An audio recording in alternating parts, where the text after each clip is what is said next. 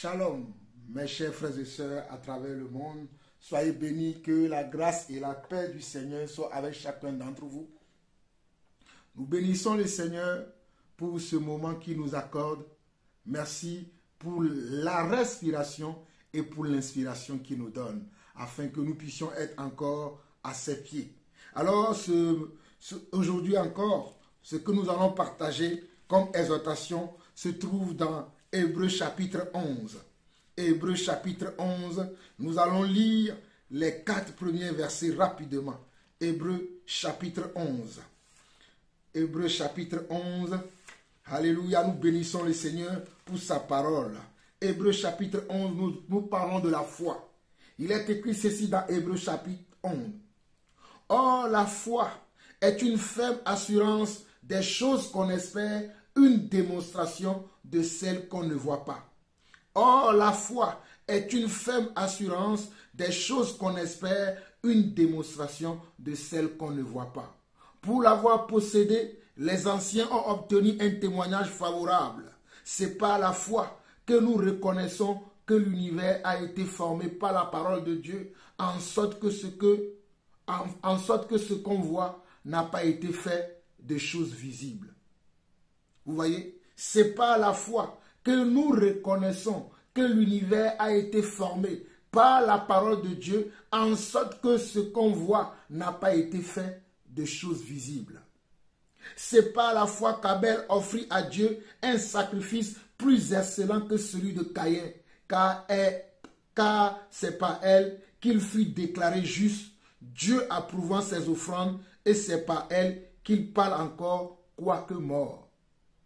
Dans ce passage que je viens de vous lire, mes chers frères et sœurs à travers le monde, on nous montre comment nous devons faire confiance en Dieu. Si nous croyons en Dieu, nous devons savoir que nous devons foi en lui. Parce que la foi est une ferme assurance, une démonstration de celle qu'on ne voit pas. Moi qui vous parle, j'ai une voiture qui est assurée. Lorsque je suis dans la circulation, je ne crains rien parce que je sais que lorsque je vais avoir une panne, lorsqu'il y aura un accident, puisque j'ai une police d'assurance, la police d'assurance que j'ai souscrite interviendra dans le sinistre qui se produira. Donc je n'ai aucune crainte. Donc la Bible nous dit également que c'est de telle manière que nous devons avoir confiance en Dieu, que nous ne pouvons pas rester dans les inquiétudes, sans avoir confiance à celui auquel nous croyons. Voilà pourquoi on nous dit, pour avoir possédé cette foi, le verset 2 de Hébreux 11 dit, pour l'avoir possédé, les anciens ont obtenu un témoignage favorable. Pour pouvoir posséder la foi, les anciens qui nous ont précédés ont obtenu un témoignage de leur foi. Lorsque tu crois en Dieu, tu dois le témoigner par des actions, par des actes concrets que tu poses. La foi est manifestée par des actions.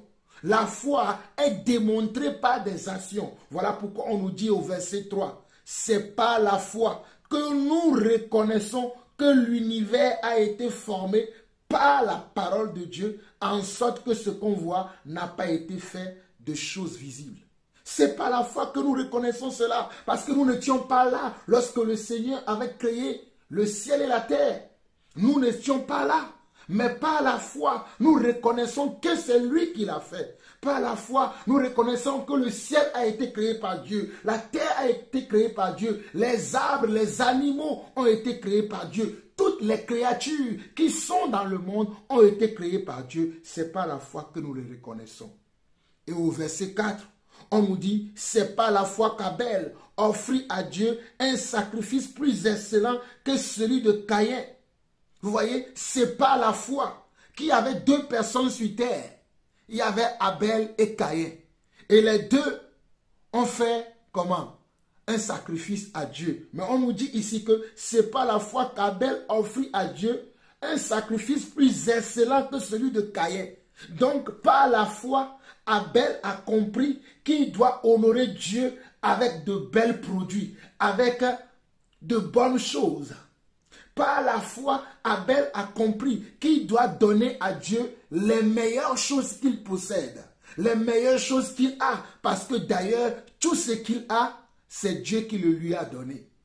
Tout ce que Abel avait, c'est Dieu qui lui a donné. Voilà pourquoi Abel s'est dit, mais tout ce que j'ai, c'est cet homme-là qui me l'a donné. Donc si je veux l'honorer, je vais l'honorer avec les meilleurs produits qu'il m'a donnés. Je vais l'honorer avec ce qu'il y a d'excellent dans ce que je possède.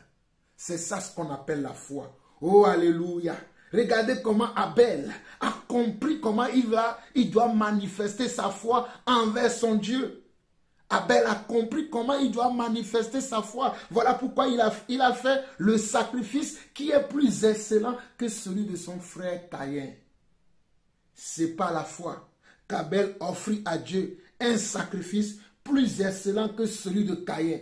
C'est par elle qu'il fut déclaré juste. C'est par elle, c'est-à-dire par quoi? Par l'action qu'il a faite, par la démonstration qu'il a faite, Abel a été déclaré juste.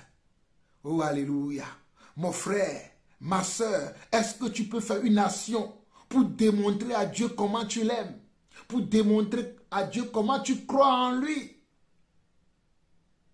Est-ce que tu peux faire une action pour démontrer à Dieu comment tu crois en lui, comment tu espères en lui, comment tu sais que c'est lui qui est ton Dieu? Abel l'a fait. Oh, alléluia. Hébreux 11, verset 4. C'est par la foi qu'Abel offrit à Dieu un sacrifice plus excellent que celui de Caïn. C'est par elle qu'il fut déclaré juste, Dieu approuvant ses offrandes, et c'est par elle qu'il parle encore quoique mort. Vous savez que Abel a été tué par la jalousie de son frère Caïn. Même en étant mort, Dieu le voyait encore. Dieu voyait l'acte qu'il avait posé. L'acte qu'il avait posé, malgré qu'il était mort, physiquement, enterré quelque part. Hein? Dans le secret, Dieu le voyait encore. Waouh! La foi touche Dieu, même si tu traverses des difficultés dans ta vie, ta foi va toucher Dieu. Même si tu passes par des moments de difficulté, des moments d'épreuve. Mais si tu as une foi, Dieu te verra dans ce moment d'épreuve, dans cette situation difficile que tu traverses, dans ce moment très pénible que tu traverses, Dieu te verra.